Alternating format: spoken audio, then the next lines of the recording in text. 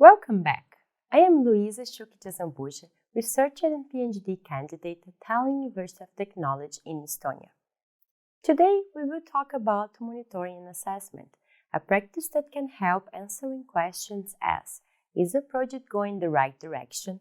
How can we identify what can be done better and where to focus our attention? In this video, we introduce monitoring and assessment and present some important definitions and related terms.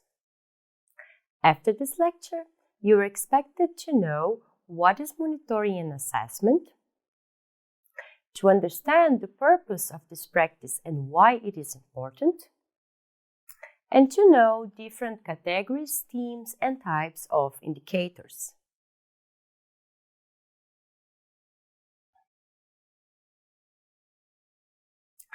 Monitoring is a periodical task of collecting information from initiatives, projects, and programs while it is ongoing. Relatedly, performance monitoring is the continuous process of collecting and analyzing data to verify the progress of a project against expected results.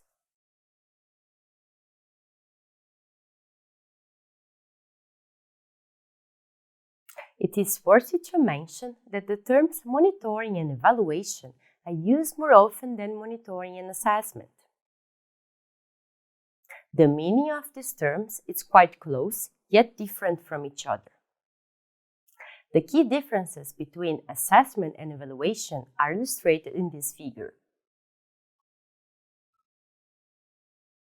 Assessment is an ongoing and diagnostic process that tends to identify areas of improvement, providing feedback based on observation.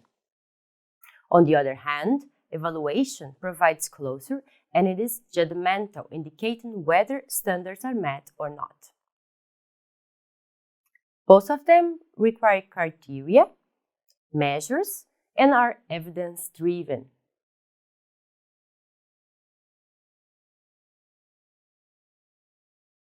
The main purpose of monitoring and assessment is to measure and assess projects in order to improve their performance. Nevertheless, the practice of monitoring and assessment is useful for many reasons, including to improve internal learning and decision-making about project design and implementation. For instance, success factors and which approaches work or do not work. To contribute to the evidence base about effectiveness and limits of projects and initiatives. And to ensure accountability to key stakeholders as community, supporters, the wider movement, and founders. This figure illustrates the different purpose of assessment and evaluation.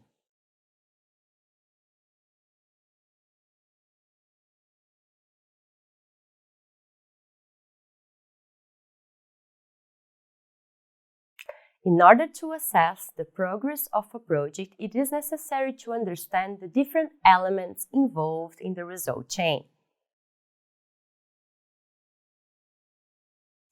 Inputs, in simple terms, are any resource that we use in a project to carry out an activity. Examples include units of time, staff, money, equipment, or know-how. Activities are the tasks undertaken to produce outputs. Outputs are the products, capital goods, and services which result from a project. Typically, more than one output is needed to obtain an outcome. Outcomes are the likely or achieved short-term and medium-term effects of output. An outcome should be SMART, specific, measurable, achievable, relevant, and time-bound. Finally, impacts are positive or negative, primary or secondary, long-term effects produced by a project, directly or indirectly, intended or unintended. Inputs and activities are considered resources, whereas output, outcomes, and impacts are connected to the results of the project.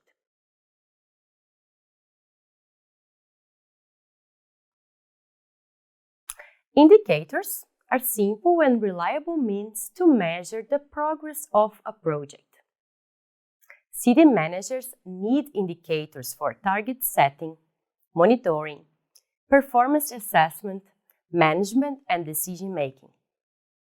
There are different classifications of indicators, as illustrated in the following table.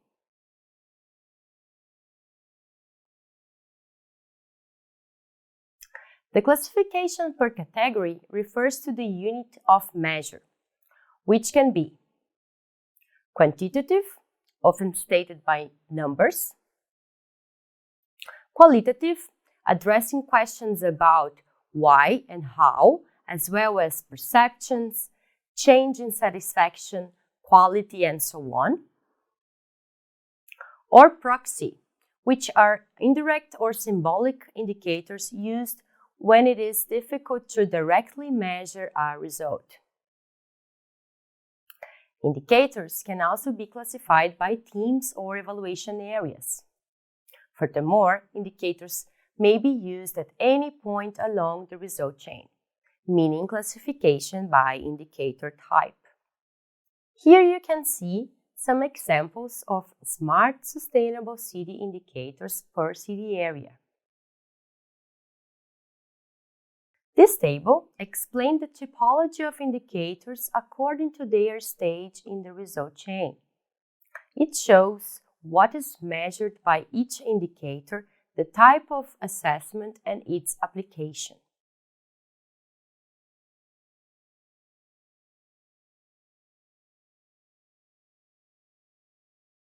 Let's take a deeper look of examples of types of indicators.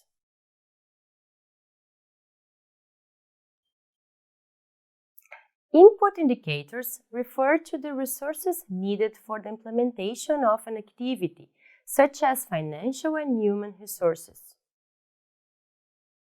Process indicators measure whether planned activities took place. Examples in the smart city context include holding meetings and training courses. Output indicators add more details in relation to the product of the activity, for example, the number of workers trained or the production of materials. Outcome indicators are the results of both the quantity, how many, and the quality, how well, of the activities implemented. Often, they measure the extent to which the target population has been reached by the project. For instance, the percentage of the population using bikes. Impact indicators describe the changes in people's lives. They can be used for measuring the quality and quantity of long-term results generated by outputs, such as measurable change in quality of life, improved transport system, and reduced air pollution. In this lecture, you have learned what is monitoring and assessment, the differences between assessment and evaluation, and the definition of important concepts related to monitoring and assessment. Now you know that the purpose of monitoring and assessment is to track the implementation and to measure projects' effectiveness in order to shed light on areas where action is needed. Furthermore, you learned the elements of the result chain, and you learned that indicators are the most important aspects for the monitoring and assessment process, and that different classifications of indicators exist.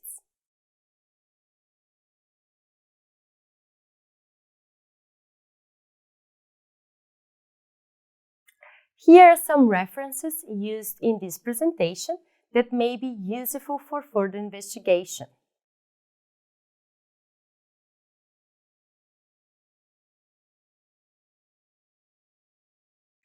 Now that you know how to monitor and assess a project, probably you have many more examples and ideas.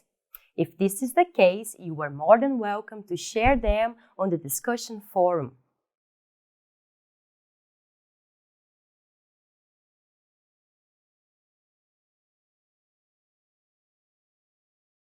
I am looking forward to your inputs.